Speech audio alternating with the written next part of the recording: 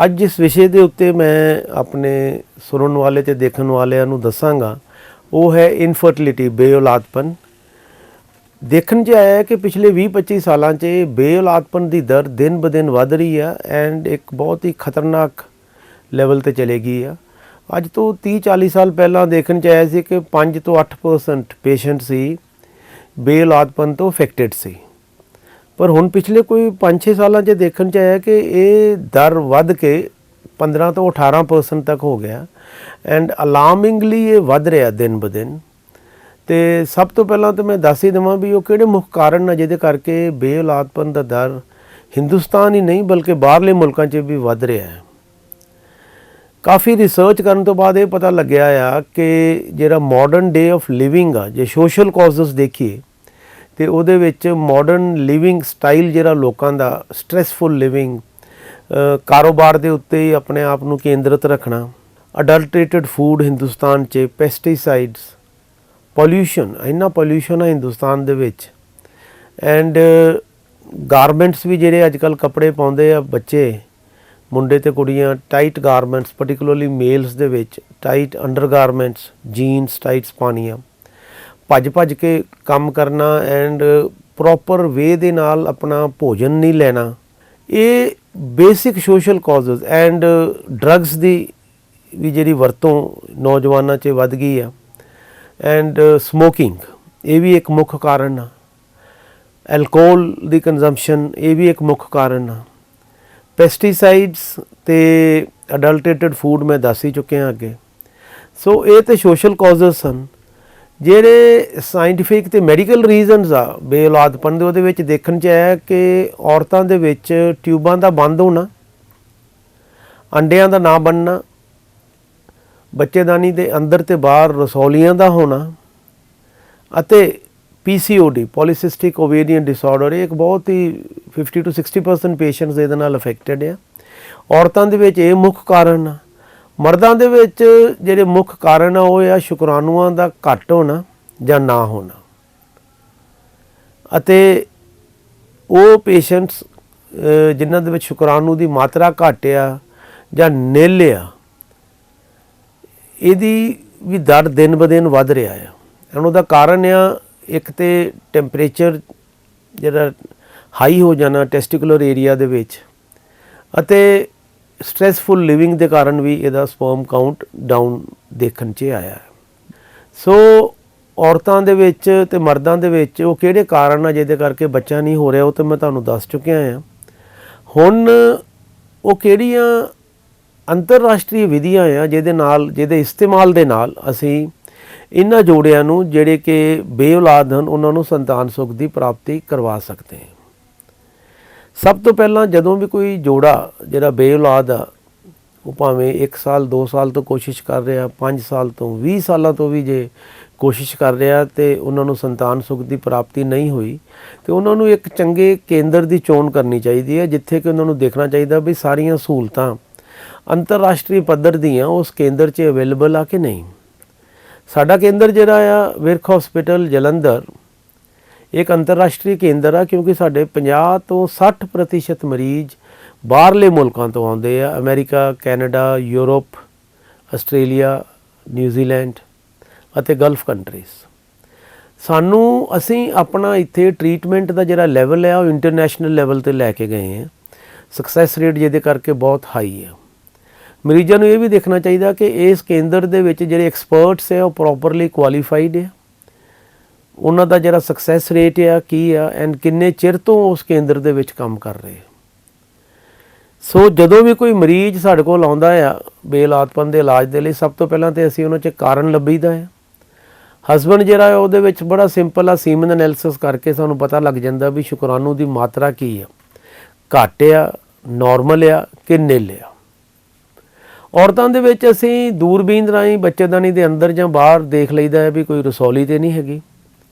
Blood test ਕਰਕੇ ਉਹਦੇ hormonal level ਦੇਖ ਕੇ ਅਸੀਂ ਇਹ ਦੇਖ ਲਈਦਾ ਵੀ ਉਹ ਹਾਰਮੋਨ ਜਿਹਦੇ ਕਰਕੇ ਅੰਡਾ ਚੰਗਾ ਬਣਨਾ ਚਾਹੀਦਾ ਆ ਉਹਨਾਂ ਦੇ ਵਿੱਚ ਕੋਈ ਕਮੀ ਪੇਸ਼ੀ ਤਾਂ ਨਹੀਂ ਆ। ਟਿਊਬਾਂ ਚੈੱਕ ਕਰਕੇ ਅਸੀਂ ਇਹ ਦੇਖ ਲਈਦਾ ਆ ਬਈ ਟਿਊਬਾਂ ਖੁੱਲੀਆਂ ਆ ਕਿ ਬੰਦ ਆ। ਇੱਕ ਵਾਰੀ ਸਾਨੂੰ ਜਦੋਂ ਕਾਰਨ ਪਤਾ ਲੱਗ ਜਾਂਦਾ ਹੈ ਤੇ ਫਿਰ ਅਸੀਂ ਇੱਕ ਬਹੁਤ ਹੀ ਸਧਾਰਨ ਵਿਧੀ ਆ IUI ਇਸ ਵਿਧੀ ਰਾਹੀਂ ਉਹਨਾਂ ਨੂੰ ਸੰਤਾਨ ਸੁੱਖ ਦੀ ਪ੍ਰਾਪਤੀ ਕਰਵਾਈ ਦੀ ਹੈ।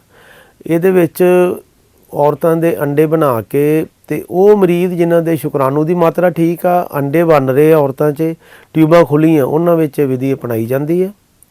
ਅੰਡੇ ਬਣਾ ਕੇ ਹਸਬੈਂਡ ਦੇ ਸਪਰਮ ਲੈ ਕੇ ਵਾਸ਼ ਕਰਕੇ ਅੰਡਿਆਂ ਕੋ ਛੱਡ ਦਈਦਾ ਆ ਬਾਈ IUI। 100 ਮਰੀਜ਼ਾਂ 'ਚ ਕਰੀਏ ਤੇ 15 ਤੋਂ 18 ਦੇ ਵਿੱਚ ਉਹਨਾਂ ਨੂੰ ਸੰਤਾਨ ਸੁੱਖ ਦੀ ਪ੍ਰਾਪਤੀ ਹੋ ਜਾਂਦੀ ਹੈ। ਬੜੀ ਸਸਤੀ ਵਿਧੀ ਹੈ। ਬੇਔਲਾਦਪਨ ਦੇ ਹਨੇਰੇ ਨੂੰ ਦੂਰ ਕਰਨ ਦੀ ਇੱਕੋ ਇੱਕ ਰੋਸ਼ਨੀ ਦੀ ਕਿਰਨ ਵਿਰਕ ਫਰਟੀਲਿਟੀ ਸਰਵਿਸਿਜ਼। ਇੱਥੇ ICSI, IVF, IUI, donor bank ਅਤੇ ਹੋਰ ਤਕਨੀਕਾਂ ਦੁਆਰਾ ਬੇਔਲਾਦ ਜੋੜਿਆਂ ਦਾ ਇਲਾਜ ਕੀਤਾ ਜਾਂਦਾ ਹੈ। ਇੱਥੇ ਆ ਕੇ ਤੁਸੀਂ ਆਪਣੀਆਂ ਖੁਸ਼ੀਆਂ ਪ੍ਰਾਪਤ ਕਰ ਸਕਦੇ ਹੋ। ਇਸ ਕੇਂਦਰ ਵਿੱਚ ਕੰਮ ਕਰ ਰਹੇ ਮਾਹਿਰ ਡਾਕਟਰ ਦੀ ਟੀਮ ਅਤੇ ਟ੍ਰੇਨਡ ਸਟਾਫ ਆਧੁਨਿਕ ਤਕਨੀਕਾਂ ਦੁਆਰਾ ਆਪਣੀ ਸੇਵਾ ਸਮਾਜ ਨੂੰ ਪ੍ਰਦਾਨ ਕਰ ਰਿਹਾ ਹੈ। ਇਸ ਕੇਂਦਰ ਤੋਂ ਹਜ਼ਾਰਾਂ ਹੀ ਜੋੜੇ ਇਲਾਜ ਕਰਵਾ ਕੇ ਸੰਤਾਨ ਸੁੱਖ ਦੀ ਪ੍ਰਾਪਤੀ ਕਰ ਰਹੇ ਨੇ। ਉਹ ਮਰੀਜ਼ ਜਿਨ੍ਹਾਂ 'ਚ ਸ਼ੁਕਰਾਣੂ ਦੀ ਮਾਤਰਾ ਘੱਟ ਆ, ਟਿਊਬਾਂ ਬੰਦ ਆ ਜਾਂ ਅੰਡੇ ਨਹੀਂ ਬਣ ਰਹੇ, ਉਹਨਾਂ ਨੂੰ ਅਸੀਂ IVF ਤੇ ਲੈ ਕੇ ਜਾਈਦਾ, ਟੈਸਟ ਟਿਊਬ ਬੇਬੀ। ਇਹ ਮਰੀਜ਼ਾਂ ਦੇ ਔਰਤ ਜਿਹੜੀ ਆ ਉਹਦੇ ਵਿੱਚ ਅੰਡੇ ਬਣਾਏ ਜਾਂਦੇ ਕਾਫੀ ਮਾਤਰਾ 'ਚ ਬਾਈ ਫਰਟੀਲਿਟੀ ਡਰੱਗਸ ਐਂਡ ਅੰਡੇ ਬਣਾ ਕੇ ਅਸੀਂ ਉਹਨਾਂ ਨੂੰ 12ਵੇਂ 13ਵੇਂ ਦਿਨ ਆਪਣੇ IVF ਥੀਏਟਰ ਦੇ ਵਿੱਚ ਉਹਨਾਂ ਦੇ ਅੰਡੇ ਕੱਢ ਲਈਦੇ ਆ ਨੀਡਲ ਦੇ ਰਾਹੀਂ, ਅਤੇ ਇਹਨਾਂ ਨੂੰ ਅਸੀਂ ਆਪਣੇ IVF ਲੈਬ, ਰਿਸਰਚ ਲੈਬ 'ਚ ਭੇਜ ਦਈਦਾ, ਜਿੱਥੇ ਕਿ ਉਹਦੇ ਹਸਬੈਂਡ ਦੇ ਸ਼ੁਕਰਾਣੂਆਂ ਨੂੰ ਲੈ ਕੇ ਅਸੀਂ ਇਹਨਾਂ ਨੂੰ ਸਪਰਮ ਨੂੰ ਮਿਲਾਈਦਾ ਹੈ। ਅਤੇ ਇਹ ਜਦੋਂ ਮਿਲਣ ਤੋਂ ਬਾਅਦ ਜਿਹੜਾ ਐਂਬਰੀਓ ਆ ਜਦੋਂ 2 ਸੈੱਲ 4 ਸੈੱਲ 8 ਸੈੱਲ 'ਤੇ ਚਲੇ ਜਾਂਦਾ ਆ, ਅਤੇ ਅਸੀਂ ਇਹਨੂੰ ਵਾਪਸ ਬੱਚੇਦਾਨੀ 'ਚ ਉਸ ਔਰਤ 'ਚ ਪਾ ਦਈਦਾ ਹੈ, ਜਿੱਥੇ ਉਹਨਾਂ ਨੇ 8 ਤੋਂ 9 ਮਹੀਨੇ ਗਰੋ ਕਰਨਾ ਹੈ ਅਤੇ ਡਿਲੀਵਰੀ ਹੋਣੀ ਹੈ। IVF ਜਿਹੜੀ ਵਿਧੀ ਆ ਟੈਸਟ ਟਿਊਬ ਬੇਬੀ, ਇਹਦਾ ਸਕਸੈਸ ਰੇਟ 35 ਤੋਂ 40% ਆ ਐਂਡ ਇਹਦਾ ਖਰਚਾ ਵੀ ਤਕਰੀਬਨ 50 ਤੋਂ 60 ਹਜ਼ਾਰ ਦੇ ਵਿੱਚ ਹੋ ਜਾਂਦਾ ਆ। ਦਵਾਈਆਂ, ਦੂਰਬੀਨ ਅਤੇ ਬਲੱਡ ਟੈਸਟ ਸਕੈਨਾਂ ਦਾ ਖਰਚਾ ਸੈਪਰੇਟ ਆ। ਉਹ ਮਰੀਜ਼ ਜਿਨ੍ਹਾਂ ਦੇ ਵਿੱਚ ਸ਼ੁਕਰਾਣੂ ਦੀ ਮਾਤਰਾ ਬਹੁਤ ਹੀ ਘੱਟ ਆ ਜਾਂ ਨਿਲ ਆ ਜਾਂ ਅੰਡੇ ਨਹੀਂ ਬਣ ਰਹੇ ਜਾਂ ਅੰਡੇ ਬਹੁਤ ਘੱਟ ਬਣ ਰਹੇ, ਉਹਨਾਂ ਨੂੰ ਅਸੀਂ ਇੱਕ ਬਹੁਤ ਹੀ ਖੂਬਸੂਰਤ ਵਿਧੀ ਆ ICSI, ਇੰਟਰਾਸਾਈਟੋਪਲਾਜ਼ਮਿਕ ਸਪਰਮ ਇੰਜੈਕਸ਼ਨ, ਇਸ ਵਿਧੀ ਰਾਹੀਂ ਅਸੀਂ ਉਹਨਾਂ ਦੇ ਸੰਤਾਨ ਸੁੱਖ ਪ੍ਰਾਪਤੀ ਕਰਵਾਈ ਦੀ ਹੈ। ਸਾਡੇ ਕੇਂਦਰ ਨੂੰ ਵਿਰਕ ਹਸਪਤਾਲ ਜਲੰਧਰ ਨੂੰ ਮਾਣ ਹੈ ਕਿ ਅਸੀਂ ਫਸਟ ICSI ਬੇਬੀ ਉੱਤਰੀ ਭਾਰਤ, ਪੰਜਾਬ, ਹਿਮਾਚਲ, ਹਰਿਆਣਾ ਅਤੇ ਜੰਮੂ ਕਸ਼ਮੀਰ ਦੀ ਅਸੀਂ ਸਾਡੇ ਕੇਂਦਰ ਨੇ ਦਿੱਤੀ ਆ 2000 ਤੇ ਅੱਜ ਤੋਂ 15-16 ਸਾਲ ਪਹਿਲਾਂ। ICSI ਵਿਧੀ ਦੇ ਵਿੱਚ ਵੀ ਔਰਤ ਦੇ ਅੰਡੇ ਬਣਾਏ ਜਾਂਦੇ ਆ ਅਤੇ ਉਹਦੇ ਹਸਬੈਂਡ ਦੇ ਸਪਰਮ ਲੈ ਕੇ ਬੈਸਟ ਸਪਰਮ ਅਸੀਂ ਚੂਜ਼ ਕਰਕੇ ਅੰਡੇ ਦੇ ਅੰਦਰ ਖੁਦ ਇੰਜੈਕਟ ਕਰੀਦਾ, ਇੰਟਰਾਸਾਈਟੋਪਲਾਜ਼ਮਿਕ ਸਪਰਮ ਇੰਜੈਕਸ਼ਨ। ਇਹਦੇ ਨਾਲ ਇੱਕ ਤਾਂ ਫਰਟੀਲਾਈਜੇਸ਼ਨ ਰੇਟ ਵੱਧ ਜਾਂਦਾ ਅਤੇ ਇੱਕ ਐਂਬਰੀਓ ਕੁਆਲਿਟੀ ਬੜਾ ਵਧੀਆ ਬਣਦੀ ਆ ਐਂਡ ਪ੍ਰੈਗਨੈਂਸੀ ਰੇਟ 70% ਤੱਕ ਚਲੇ ਜਾਂਦਾ। ਉਹ ਮਰੀਜ਼ ਜਿਨ੍ਹਾਂ ਦੇ ਵਿੱਚ ਕਿ ਅੰਡੇ ਨਹੀਂ ਬਣ ਰਹੇ ਅਤੇ ਉਹ ICSI with donor eggs, young lady ਦੇ ਅੰਡੇ ਲੈ ਕੇ ਉਹ ICSI with donor egg programme ਰਾਹੀਂ ਸੰਤਾਨ ਸੁੱਖ ਦੀ ਪ੍ਰਾਪਤੀ ਕਰਦੇ ਆ।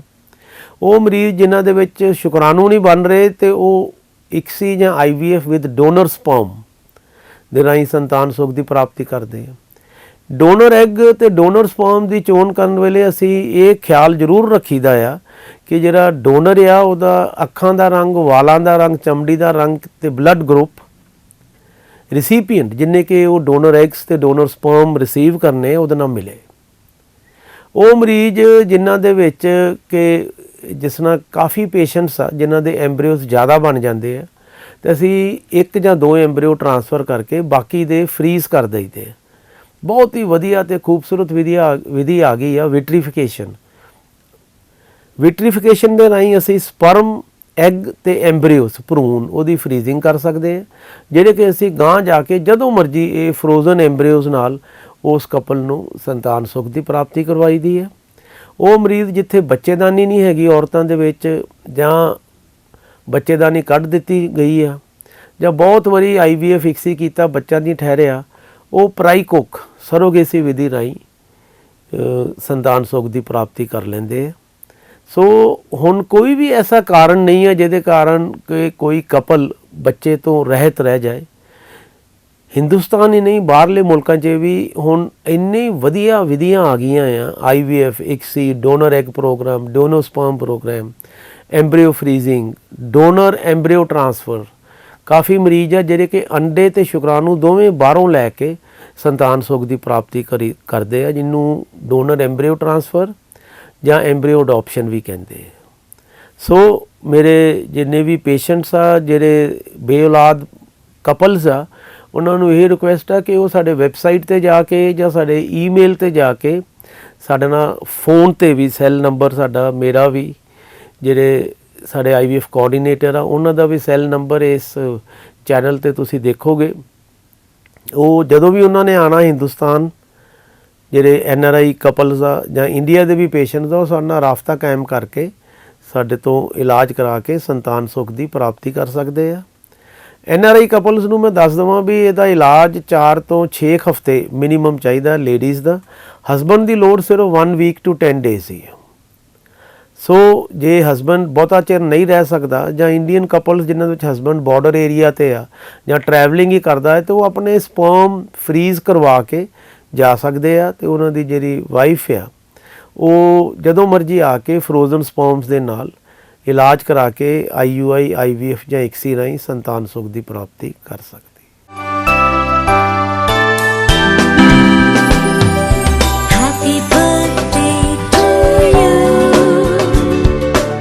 ਬਹੁਤ ਬਹੁਤ ਮੁਬਾਰਕਾਂ ਹੋਣ ਯਾਰ। ਥੈਂਕ ਯੂ ਸੂਰਜ।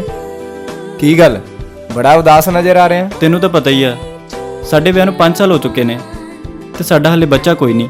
ਦੇਖ ਰਿਆ, ਤੂੰ ਪਰੇਸ਼ਾਨ ਬਿਲਕੁਲ ਨਾ ਹੋ, ਆਸ਼ਾ ਦੀ ਕਿਰਨ ਹਾਲੇ ਵੀ ਹੈ। ਉਹ ਕਿਹੜੀ? ਬੇਔਲਾਦ ਪਨ ਦੇ ਹਨੇਰੇ ਨੂੰ ਦੂਰ ਕਰਨ ਦੀ ਇੱਕੋ ਇੱਕ ਰੋਸ਼ਨੀ ਦੀ ਕਿਰਨ, ਵਿਰਕ ਹਸਪੀਟਲ।